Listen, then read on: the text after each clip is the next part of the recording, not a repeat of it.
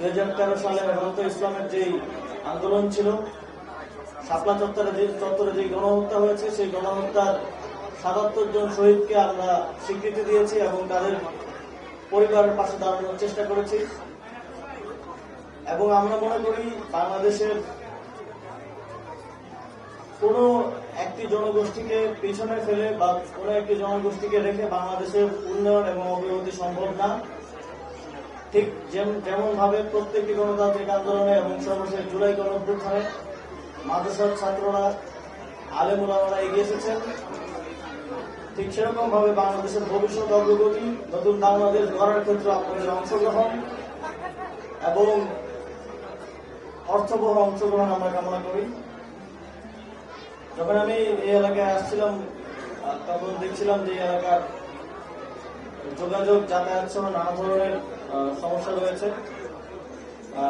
বিশেষ করে বেড়িবাঁধে যাওয়ার ক্ষেত্রে ব্রিজের সংকট রয়েছে। স্থানীয় সরকার মন্ত্রণালয় থেকে আমরা সিটি কর্পোরেশনের সাথে কথা বলে, জেলা পরিষদের সাথে কথা বলে এখানে কোম্পানি ঘাটে একটি ব্রিজ নির্মাণের উদ্যোগ গ্রহণ করব। এবং আলহামদুলিল্লাহ আমরা মনে করি যে আমাদের ঢাকা, এই কিছুদিন আগে আমরা একটা নিউজ দেখলাম যে ঢাকা পৃথিবীর 3য় বৃহত্তম শহরে পরিণত হয়েছে জনসংখ্যার দিক থেকে। অবশ্যই আমরা ঢাকায় যেই প্রায় 35 মিলিয়ন মানুষ বসবাস করছেন, আমরা চাই যে তারা সুস্থ এবং স্বাভাবিকভাবে বড় হোক, আমাদের পরবর্তী প্রজন্ম সুস্থ এবং স্বাভাবিকভাবে বড় হোক।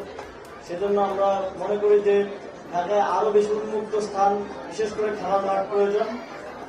আমরা অবশ্যই গুরুত্ব সহকারে এই কামারগঞ্জ 15 নম্বর ওয়ার্ডে সরকারের কোনো খাস জমি আছে কিনা আমরা সেটা দেখব এবং সেখানে আমরা মাঠ নির্মাণ করার উদ্যোগ গ্রহণ করব।